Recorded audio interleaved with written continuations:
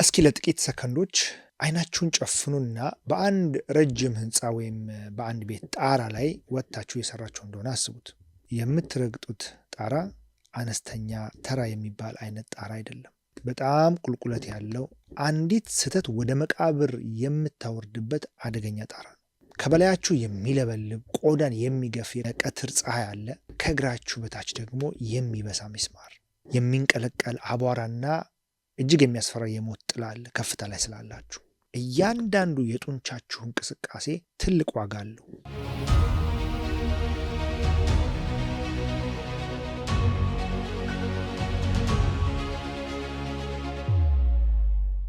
አሁን ደግሞ ይህን ሁሉ ስቃይ የምትቀበሉት ለምንድን ነው ብላችሁ ራሳችሁን ጠይቁ። ለቅንጦት ነው ወይስ ለደስታ ነው? ለሃቢ ነው? ዝም ብላችሁ ቤታችሁ ቁጭ ላለ ማለት ነው? በፍጹም አይደለም። ይህንን የምታደርጉት በእናንተ የሚተማመን የእናንተን እጅ የሚጠብቅ አንድ ምስኪን ቤተሰብ ስላለ ነው። የምታፈቅሯት ሚስት፣ የወደፊት ተስፋችሁ የሆኑ ልጆች፣ ወይም ደግሞ በሺዎች የሚቆጠር ኪሎ ሜትር ርቃ ያለች እና ታማ የምትጠብቃችሁ እናት ልትኖር ትችላለች። ለእነሱ ስትሉ ሕይወታችሁን በክር ላይ ሰቅላችሁ ትሰራላችሁ። በዚህ ሰዓት ነው ትልቁን ክህደት እንድታስቡት የምፈልገው። ኮንትራት የገባችሁትን ስራ ሰርታችሁ ተጠናቀቀ ስራው። ላባችሁን አፍስሳችሁ ደማችሁን ጠብ አድርጋችሁ ቤቱን አደሳችሁት። ገና ስራው ሲጀመር እጃችሁን የጨበጠው አይናችሁን እያየ ስራውን ስትጨርሱ ከፍላችኋለሁ ምንም ችግር የለም ብሎ ቃል የገባላችሁ ሰው ክፍያ ከመክፈል ይልቅ የኢሚግሬሽን ፖሊስ ወይም አይስ የሚባለውን ቢጠራባችሁ ምን ይሰማችኋል? ይህ የምነግራችሁ ታሪክ የፊልም ድራማ ወይም የፈጠራ ታሪክ አይደለም። ይህ በአደባባይ የታየ በ21ኛው ክፍለ ዘመን በቪዲዮና ኦዲዮ ተደግፎ የወጣ በሰው ልጅ ጭካኔ የታጀበ በገሃዱ ዓለም የተፈጸመ መሪር እውነት ነው።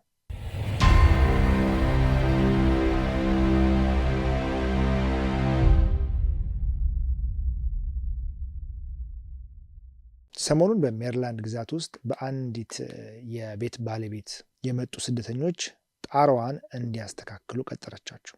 እንደ ማንኛውም ተራ የስራ ቀን ነበር ለነሱ ስራውን ሲጀምሩ። በየቀኑ በመላው አሜሪካ በሚሊዮኖች የሚቆጠሩ ስደተኞች እንደሚሰሩት። በጠዋት መጡ፣ መሳሪያዎቻቸውን አዘጋጁ፣ የታዘዙትን ሁሉ በታማኝነት ሰሩ። ምንም ቅሬታ የለም፣ ምንም ግጭት የለም፣ ስራ ብቻ። በጣም ከባድ ስራ፣ የጣራ ስራ በጣም ከባድና አደገኛ ነው። በመጨረሻው ቀን ግን ያ ላባቸውን ሊታበስበት የሚገባ ሰዓት ሲደርስ ባለቤቷ ቼክ ከመጻፍ ይልቅ ስልክ መደወልን መረጠች። የኢሚግሬሽን ፖሊሶች አይስ የሚባሉት ከተፋሉ። እዚያው በላባቸው በራሰው ጣራ ስር ደሞዛቸው ሳይከፈላቸው በካቴና ታሰሩ። ሪፖርቶች እንደሚጠብቁት ባለቤቷ ለሰራተኞቹ እስከ $10,000 ሊከፈላቸው ይገባ ነበር። ያ ነበር ስምምነታቸው። ነገር ግን እምነት ወደ ክህደት፣ ደሞዝ ደግሞ ወደ ካቴና ተለወጠ።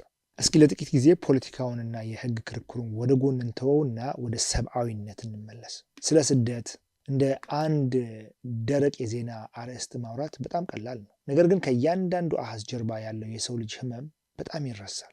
እነዚህ ሰዎች የዜና አርዕስት ብቻ አልነበሩም። እነሱም ልክ እንደኔና እንደናንተ ስሜት ያላቸው፣ የሚራቡ፣ የሚጠሙ፣ የሚወደዱና የሚናፍቁ የሰው ልጆች ናቸው።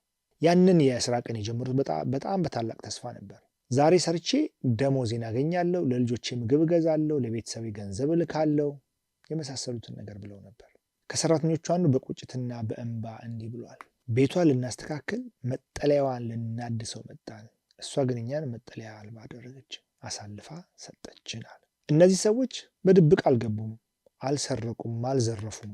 ተጋብዘው ነው የመጡት። ተጠርተው ቤቷን እንዲያድሱ ተማምናባቸዋለች። የቤቷን ቁልፍ ሰጥታቸዋለች። ግን ክፍያ ሊከፈላቸው ሲል ያ እምነት በጭካኔ ነው የተገደለው። ይህ በአሜሪካ ውስጥ ብርቅ አይደለም። በሺዎች የሚቆጠሩ ሰራተኞች በጥላ ስር በፍርሃት ስር ይኖራሉ። ማንም የማይፈልገውን ስራ ስለሚሰሩ በዛ ምክንያት ብቻ ይበዘበዛሉ። በከፍተኛ ሙቀት ጣራ ላይ መውጣት፣ በአደገኛ ኬሚካሎች ውስጥ መስራት፣ ማንም የማይደፍሩን የጉልበት ስራ ማከናወን፣ ይህ ሁሉ የነሱ የዕለት ተዕለት ህይወት ነው። እናም ይህንን ፍርሃታቸውን እንደ መሳሪያ የሚጠቀሙባቸው ቀጣሪዎች አሉ። ካለቀስክ ፖሊስ እንጠራብሃለን፣ ካልተመቸህ አሳልፌ እሰጥሃለሁ የሚል ዛቻ ሁሌም ነው የሚገጥማቸው። ይህ ማስፈራሪያ ብቻ አይደለም። በነገራችን ላይ ይህ በፈጣሪም በሰውን ፊት የሚያስጠይቅ ታላቅ በደል ነው። ነገር ግን ጉዳዩ ከህግ አንጻር እንዴት ይታያል? ምክንያቱም ይህ በስሜት ብቻ የሚታለፍ አይደለም። ክሱ እውነት ከሆነ ያቺ የቤት ባለቤት የፈጸመችው ድርጊት ከባድ የህግ ውጤት ሊያስከትል ይችላል። እሷ ላይ በአሜሪካ ህግ አንድ ሰው ቀጥሮ አሰርቶ ክፍያ ላለመክፈል ብሎ የኢሚግሬሽን ፖሊስ መጥራት በራሱ ትልቅ ወንጀል ነው። እንደ ሜሪላንድ ባሉ ግዛቶች ይህ ድርጊት እንደ የደሞዝ ስርቆት ወይም ዌጅ ቴፍት ይቆጠራል። በተጨማሪም ማጭበርበርና የሰው ልጅን ለግል ጥቅም መበዝበዝ ተብሎ ሊፈረጅ ይችላል። ህጉ ግልጽ ነው። አንድ ሰው ከሰራ መከፈል አለበት። ህገወጥ ሆነም አልሆነም፣ ከየትም ይምጣ፣ ቆዳው የትኛውም አይነት ይሁን፣ ህጋዊ ወረቀት ይኑረው አይኑረው፣ ስራውን ከሰራ ሰራ ነው፣ መከፈል አለበት። ሰራተኛው ላቡ ሳይደርቅ ደሞዙ ሊከፈለው ይገባል የሚለው መርህ በየትኛውም ስልጣኔ ውስጥ የማይናወጥ እውነት ነው። ይህ ታሪክ ግን ስለ አንዲት የቤት ባለቤት ክፋት ብቻ የሚያወራ አይደለም። ይህ ታሪክ ስለ ሰፊው ስርዓት ውድቀት ጭምር የሚናገር ነው። ለአንዳንዶች አይስ ወይም የኢሚግሬሽን ፖሊስ የህግ አስከባሪ ሊሆን ይችላል። ለብዙዎች ግን የፍርሃት የመበታተንና የጭቆና ምንጭ ሆኗል። ሰዎች በጠዋቱ ወደ ስራ ሄደው ማታ ወደ ቤታቸው የማይመለሱበትን ሁኔታ እስኪያስቡት። ቤተሰቦች በአንድ ጀንበር ይበታተናሉ። ልጆች ያለ አባትና ያለ እናት ይቀራሉ። እውን የአሜሪካ ህልም ወይም አሜሪካን ድሪም ለሁሉም እኩል ነው ወይ? አሜሪካ በስደተኞች የተገነባች በስደተኞች ላብ የቆመች ሀገር ነች። ነገር ግን አሁን ስደተኞችን በምን አይነት ሰብአዊ ሁኔታ እንደምትይዝ ራሷን እየታገለች ያለች ሀገር ነች። ሰዎች በተስፋ ይመጣሉ፣ ይሰራሉ፣ መስዋዕት ይሆናሉ፣ ሌሎች የሚኖሩበትን ውብ ቤት ይገነባሉ። ግን ራሳቸው ሁሌም ለጥቃት የተጋለጡ ናቸው። ከነፃነት ይልቅ ፍርሃት፣ ከፍትህ ይልቅ ዝምታ የዕለት ተዕለት ምግባቸው ሆኗል። እስኪ እናንተን አንድ ጥያቄ ልጠይቃችሁ። እዚህ ጋር በእውነት ምንድን ነው የሆነው? ህግ ማስከበር ወይስ ክፍያ መሸሸግ? ፍትህ ወይስ የከፋ ክህደት? ይህ ድርጊት ስለ እኛ ሰብአዊነት ምን ይናገራል?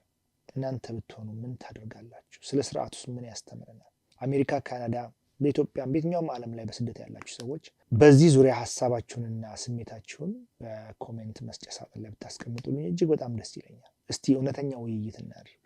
ይህ በጣም አሳዛኝ ታሪክ ነው። አብራችሁን ስለቆያችሁ እጅግ አድርጌ አመሰግናለሁ። በቀጣይ ታሪክ እንገናኛለን።